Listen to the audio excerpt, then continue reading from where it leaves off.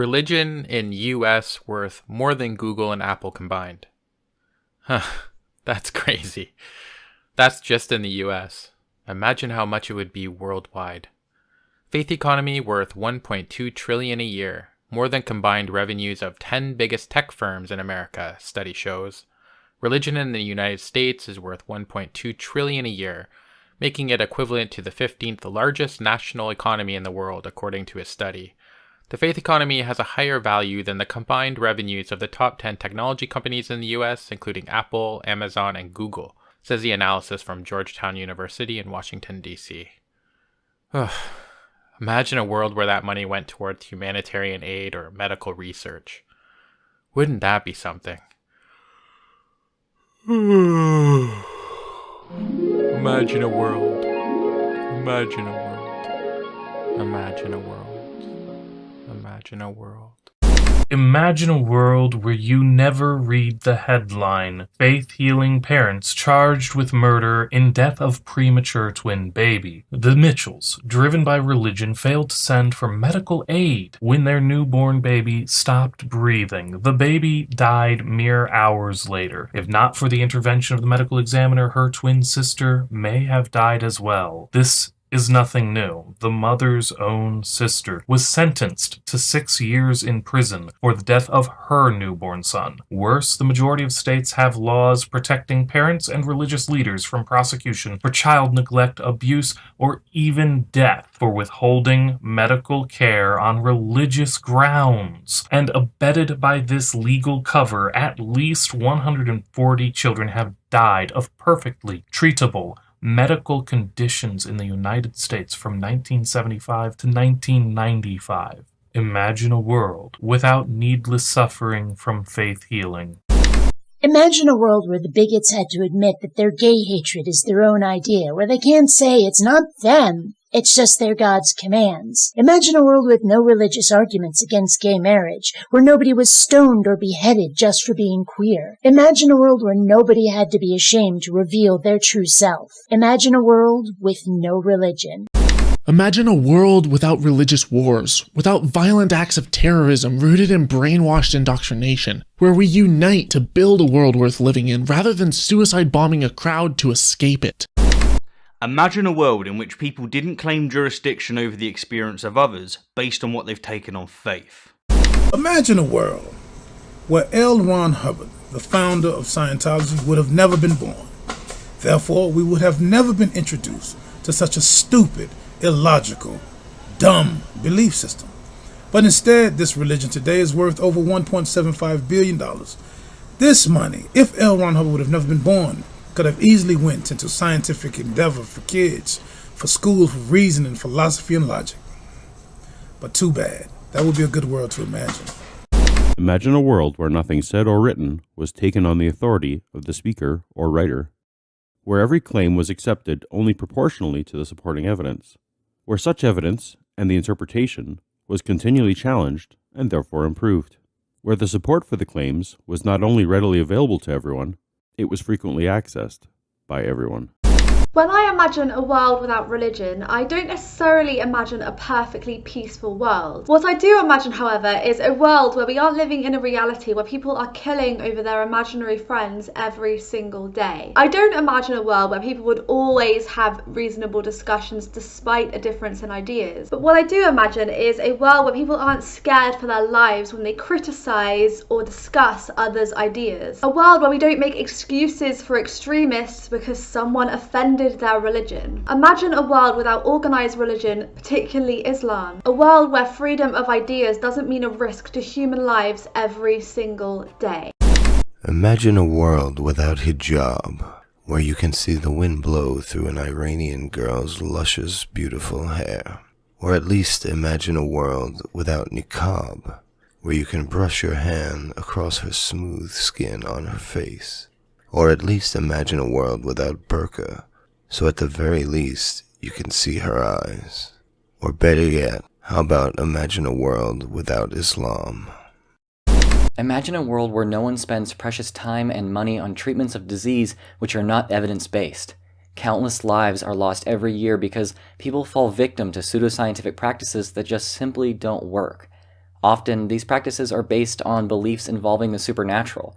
Regardless of their origin, though, practices without an evidential basis are dangerous when relied upon as medical treatment. As a result, effective treatments are disregarded, and fatal diseases are allowed to run their full course, ultimately tearing grandparents from their grandkids, tearing mothers and fathers from their children, and in strokes of the cruelest form of cosmic injustice, tearing children from all those who cherish them above all else. Envision a reality where no belief in pseudoscience or the supernatural, which allow for such offenses to humanity, exist. And ask yourself, would such a reality be one with fewer atrocities in favor of greater health and happiness? In doing this, you take the first step in making that reality our very own. Imagine a world where people gave serious thought to questions of why we love, why we feel wonder and awe, and why we consider some actions moral and others immoral. Where we continue to plumb the depths of these mysteries, using what we learn to make ourselves and society better, instead of just deciding they're all inevitably spiritual concepts that had to come from God. Oh, and where nobody claims there can't possibly be secular answers to these questions just because they themselves chose to stop thinking about them. Imagine a world that wasn't saturated by mainstream religion.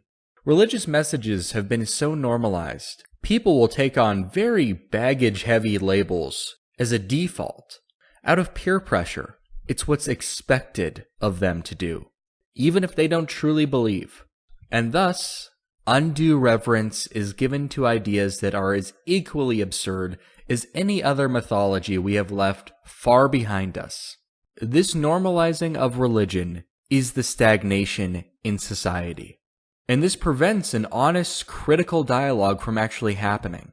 Imagine we could strip all of the emotion out of these arguments, all of the heritage, all of the baggage, and debate the ideas based solely on their merit. We would have won already. Imagine a world in which people didn't pretend to know things that they can't possibly know. Imagine a world without religious moral authorities.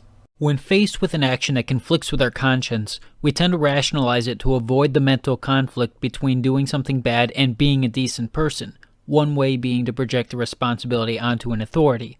If there were no morally authoritative religions in the world, then people wouldn't have the option to shunt responsibility onto an intangible, infallible, unchallengeable moral authority.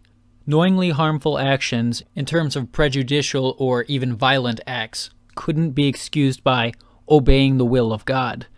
Of course, this isn't applicable to all religions nor all religious people, and of course there'd still be harmful acts and human authorities to appeal to, but no human authority is intangible, and any would be infinitely less infallible and unchallengeable than the moral commandments that are held with conviction to be the decree of God.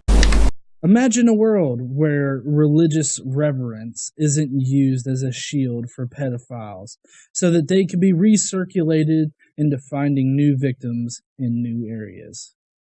Imagine a world where children aren't scared of eternal damnation in hell, just for being themselves. They can go out, be free, love who they want to, and not have to worry about burning forever in a lake of fire. Imagine in a world where religion didn't teach that prayer or communicating with God would fix all of the world's problems. For example, after a natural disaster such as the recent hurricanes, people would potentially donate more money instead of gathering for prayer. Let's stick to what we know actually helps, instead of communicating to a God we can't prove is there and who supposedly created the hurricane to begin with. Imagine a world where morals and rules aren't dictated by ancient texts, but are allowed to develop and evolve as society changes. Can you imagine how far along medicine would be if religion hadn't stepped in the way of stem cell research? Granted, we'd be farther along with regards to all medicine, but my focus is actually stem cell. There's so many things that stem cells can do. I myself took a bullet to the knee, and I was told last year that there's now a new therapy to basically regrow my knee. All pain would stop, my nerve cells would grow back. And my doctor told me that if it wasn't for all the blocking advances, this probably could have happened years ago. It's absolutely infuriating, the fact that someone's religious views have basically kept me and others in pain. I mean, this is something that could stop pain. It could help with cancer. They're doing research on stem cells versus cancer. I think about things like Huntington's disease and Parkinson's. Could stem cells help in that? How far would we have been if this field was not grinded to a halt by the religious? How much farther would we be? And if it were to suddenly stop, no more opposition, imagine how far we could go. Imagine a world without honor killing, where gays don't fear for their lives and where women everywhere are given equal respect and an equal voice and are treated like human beings rather than assimilating faceless into an ocean of silent black trash bags.